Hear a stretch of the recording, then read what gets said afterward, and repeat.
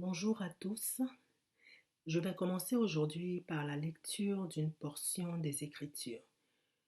Nous allons lire Matthieu 16, versets 13 à 17. Jésus étant arrivé dans le territoire de Césarée de Philippe, demanda à ses disciples, Qui dit-on que je suis, moi le Fils de l'homme? Ils répondirent, Les uns disent que tu es Jean-Baptiste, les autres Élie, les autres Jérémie ou l'un des prophètes. Et vous, leur dit-il, qui dites-vous que je suis? Simon-Pierre répondit, Tu es le Christ, le Fils du Dieu vivant. Jésus, reprenant la parole, lui dit, Tu es heureux, Simon, fils de Jonas, car ce ne sont pas la chair et le sang qui t'ont révélé cela, mais c'est mon Père qui est dans les cieux. Alors, dans cette portion de texte, Jésus pose une question à ses disciples. Il leur demande, Qui dites-vous que je suis? Alors aujourd'hui, Jésus te pose la question suivante. Qui dis-tu que tu es? Lorsqu'on entend cette question, lorsque on se la pose, on réfléchit quelques secondes et puis on comprend que oui, c'est une question qui est à la fois simple et profonde. Parce que la plupart du temps, on répond à cette question-là en nous basant sur notre environnement. Quand je parle d'environnement, je parle de comment les autres nous voient, comment ils nous perçoivent, ce qu'ils disent de nous. On peut répondre aussi à cette question-là en nous basant sur notre propre regard vis-à-vis de nous-mêmes. On peut se baser aussi sur nos expériences et nos actions pour y répondre. Mais moi, je veux vraiment faire ressortir le point ici qui est très important, c'est que notre environnement est déterminant. Il est vraiment déterminant. Et notre environnement, ça peut être la famille, nos amis, même les inconnus. Ça a une influence, je dirais très souvent, mais je ne veux pas dire très souvent, je vais dire la plupart du temps. La plupart du temps, notre environnement, la façon dont nous nous définissons, la façon dont nous nous voyons est vraiment liée à notre environnement. Dans l'environnement, je veux séparer l'environnement familial de l'environnement extérieur à la famille. Nous allons d'abord parler de l'environnement familial.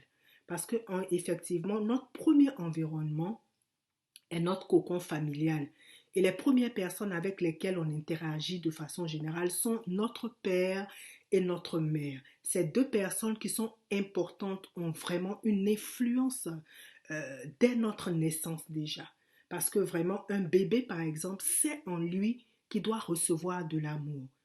Et l'amour est l'essence de la vie. Parce que nous avons été créés à l'image de Dieu qui est amour. Donc nous naissons avec cette soif d'être aimés et d'aimer. Donc les marques d'amour que nous recevons étant enfants se traduisent en actes. Mais je ne veux pas me limiter seulement sur les actes. Oui, tu peux dire, par exemple, tu peux dire à l'enfant que tu l'aimes, c'est bien, et il doit en être ainsi. Mais n'oublie pas aussi un autre élément très important pour l'enfant, ce sont les actes d'amour qu'il retient, les actes à partir desquels il se sent aimé ou pas. Je vais prendre un exemple. Si tu dis à l'enfant, par exemple, que tu l'aimes à longueur de journée, mais que tu ne lui accordes aucun moment, ne serait-ce que pour l'écouter, parler avec lui, l'encourager, etc., ben, cet enfant ne se sentira pas aimé et il va te dire que tu ne l'aimes pas. Voilà. N'oublions pas que Dieu, qui est le Créateur, est relationnel. Il recherche toujours une relation de cœur à cœur avec nous. Lorsqu'on regarde dans Genèse 1, verset 26, qui dit, Dieu dit, c'est lui-même qui dit, Dieu dit, faisons l'homme à notre image et à notre ressemblance. Donc à ce moment-là, nous comprenons que nous cherchons tous à être en relation les uns avec les autres, parce que cela est intrinsèque même à tout être humain. Donc, on ne peut pas faire autrement. C'est là, ça fait partie de nous. Et aussi loin par exemple que moi, que je me souvienne vraiment, je n'ai jamais entendu mes parents me dire je t'aime.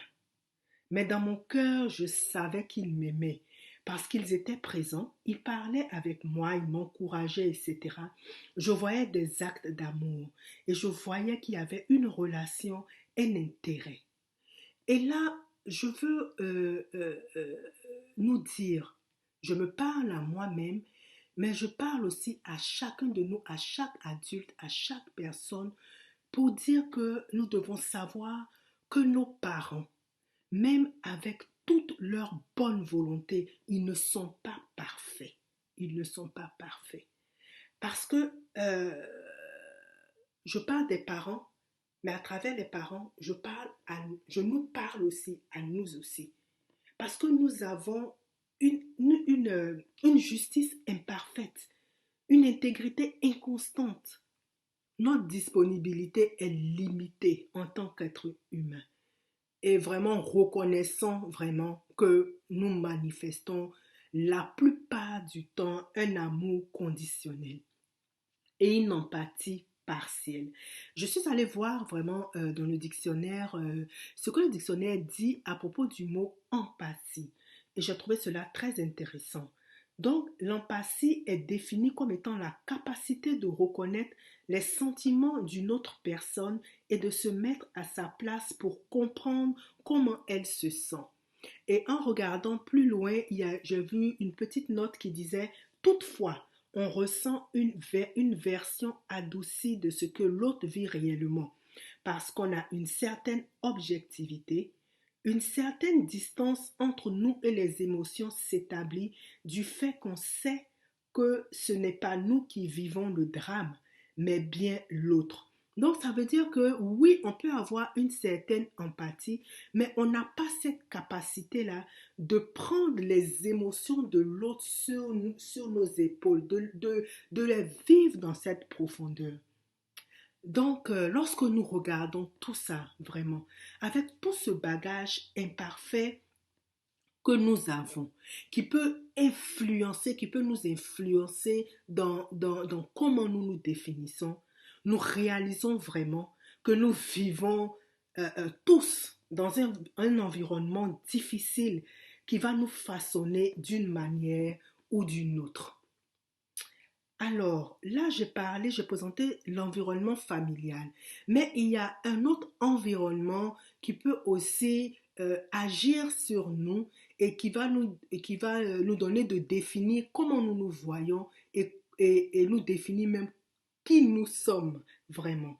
Je veux parler de l'environnement extérieur à la famille, qui inclut le regard des amis, des inconnus, ce qu'ils disent ou pensent de nous, ce que même leur non-verbal même dit. Alors, je vais prendre deux exemples pour illustrer cela. Bon, par exemple, un ami met souvent l'accent plutôt sur tes erreurs. Ben, tu peux finir par croire que tu ne fais jamais rien de bon. Tu peux finir par croire que tu es inutile et te demander même pourquoi tu existes. Et là, je n'exagère pas. C'est vraiment des choses que j'ai déjà vues à tel point de dire, mais pourquoi j'existe? Alors, je vais prendre un autre exemple. Un autre exemple, ça, vraiment, je connais quelqu'un, un Africain, ben, qui est noir et qui a les lèvres rouges. Il se l'est fait tellement dire par ses amis qu'il a développé un complexe à ce niveau-là. Il ne se voyait plus beau. Et cela l'a conduit à fumer de la cigarette. Vous devez vous demander, mais quel est le rapport avec la cigarette? Mais c'est que il avait remarqué que les personnes qui fumaient finissaient par avoir des lèvres un peu plus foncées. Donc, si par exemple tu as des lèvres, la personne avait des lèvres un peu rosées ou quoi que ce soit, mais à force de fumer la cigarette, ben, ses lèvres devenaient un peu plus foncées. Donc,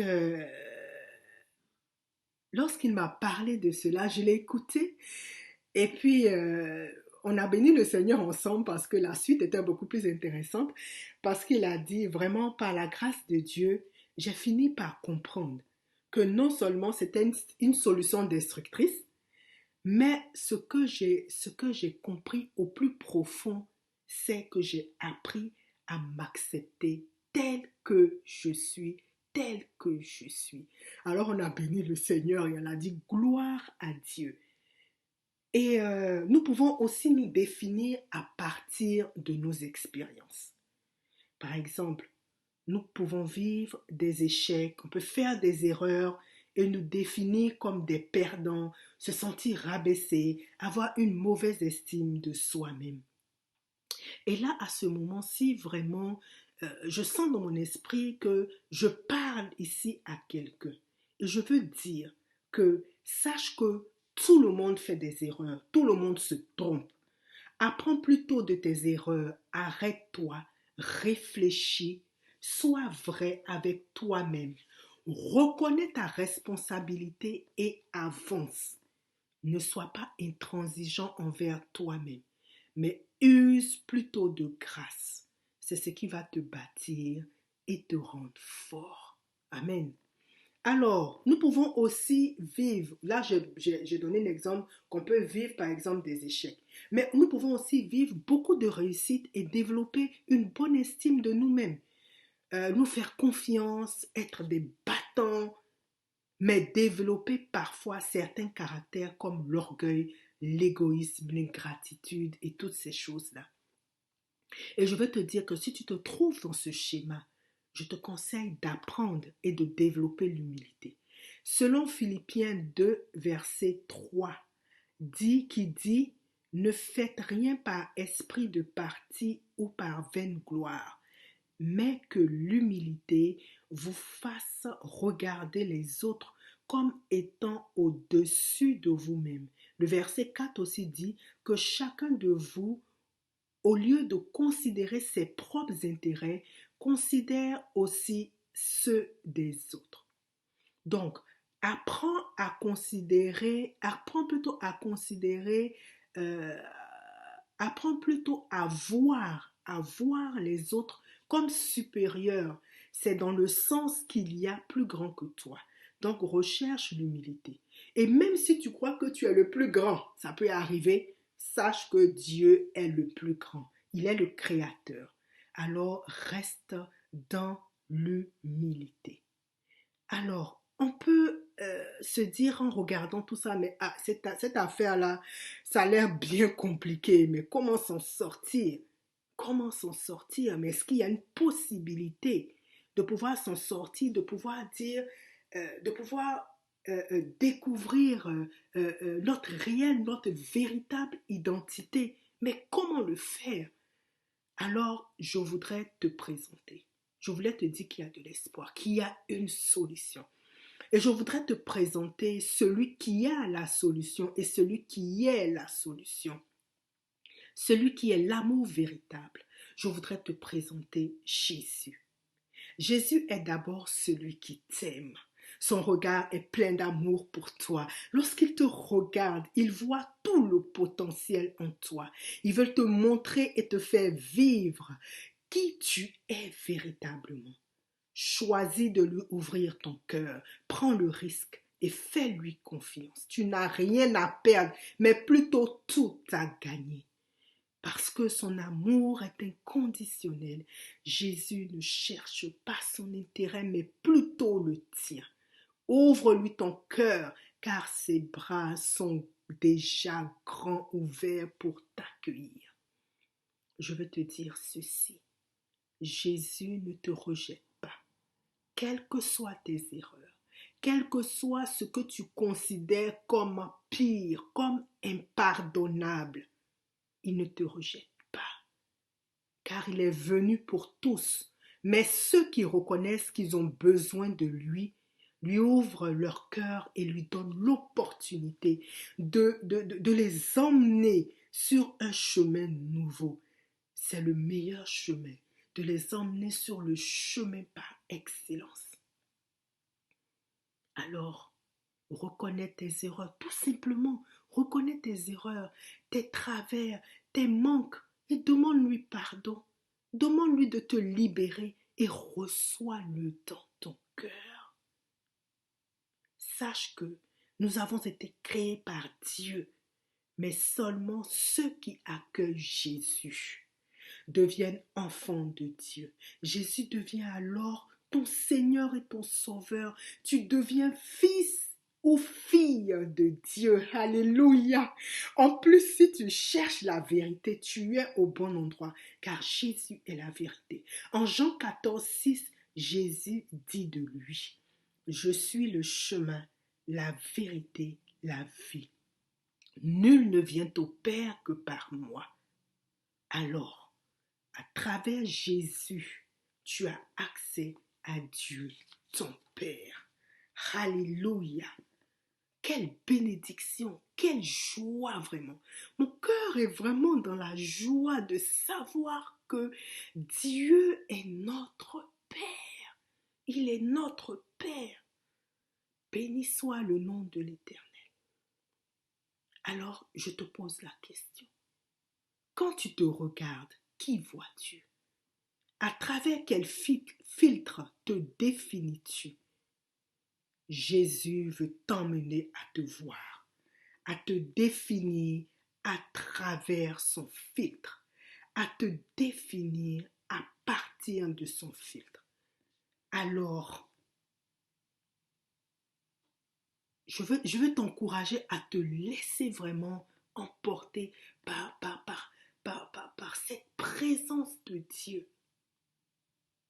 Lorsqu'on se laisse toucher par l'amour de Jésus, nous devenons de nouvelles créatures. 2 Corinthiens chapitre 5 verset 17 dit ceci, « Les choses anciennes sont passées.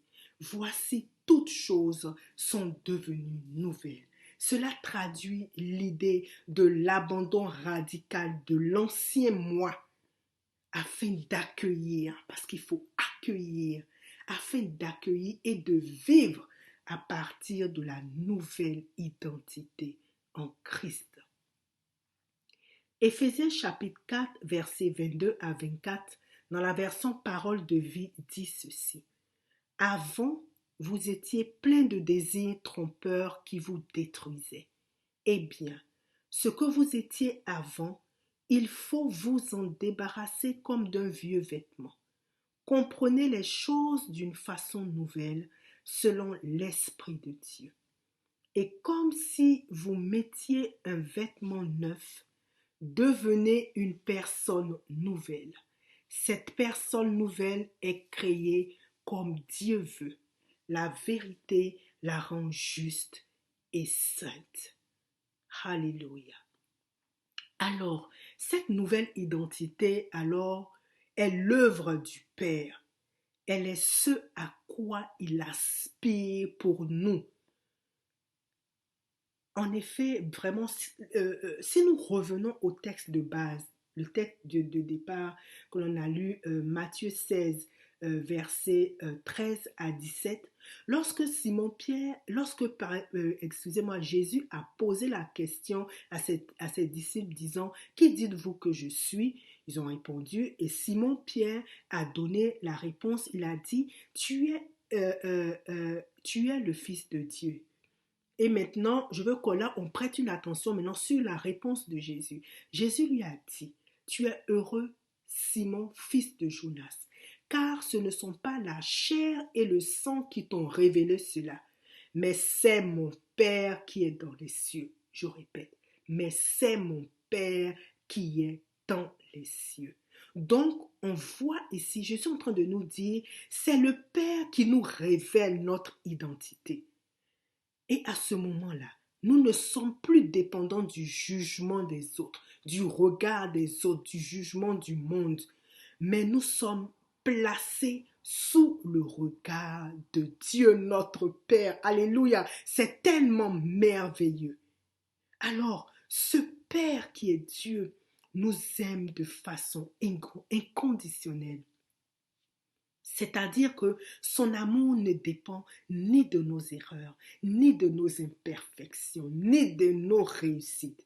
Alléluia, un Père extraordinaire. Ce Père est plein de compassion, comme on le voit dans Exode 34, verset 6. Dieu lui-même se définit. Il dit, Éternel, éternel, je suis, Éternel, éternel, Dieu miséricordieux et compatissant, lent à la colère, riche en bonté et en fidélité. Alors, je suis allée voir la définition du mot compassion parce qu'au fil de mes études, je me suis rendu compte et je me rends compte de plus en plus que lorsqu'on va chercher de façon précise la définition d'un mot, eh bien, on a une compréhension vraiment plus profonde alors de l'idée qui est avancée. Alors, le dictionnaire définit la compassion comme étant un sentiment par lequel un individu est porté à percevoir ou ressentir la souffrance d'autrui et poussé à y remédier par amour. Et j'ai vu aussi que le mot compassion est dérivé du mot compassio qui veut dire souffrir ensemble.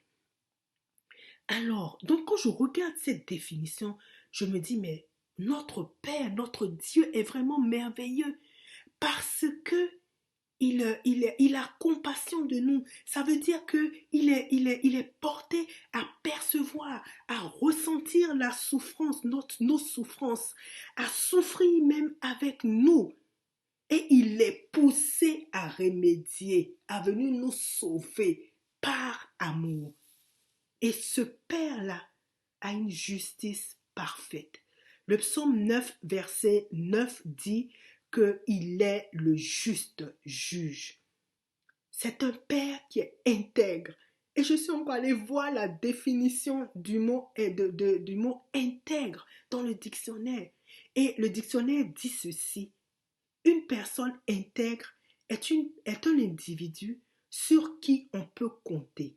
C'est un individu dont les choix de valeurs sont fiables et stables.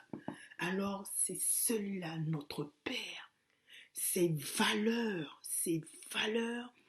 on peut compter sur lui. Ces valeurs sont fiables et stables. Je bénis Dieu. Oh Seigneur. Et il a aussi, en lui, il n'y a aucune limite dans la disponibilité ou dans sa présence. Il est toujours disponible. Il a toujours les bras ouverts pour nous accueillir. Et sa présence est toujours là. Alors, ce Père, nous voyons combien ce Père est merveilleux, combien ce Père-là, il nous aime et toutes les caractéristiques de ce Père qui est notre Dieu. Et vraiment, je veux aussi vous encourager à vraiment lire le psaume 139, les versets 1 au verset 19. Et vraiment à méditer sur ce psaume-là, de façon à s'imprégner, à voir mais combien ce Dieu-là, qui est notre Père, combien il aime, il nous aime. Alors je vais lire peut-être deux ou trois quelques versets, juste pour vous donner vraiment le goût de pouvoir aller méditer et à pouvoir voir, changer votre façon de voir ce Dieu qui est aussi notre Père. Alors le psaume 139, je lis, qui est un psaume de David, qui dit « Éternel, tu me sondes et tu me connais.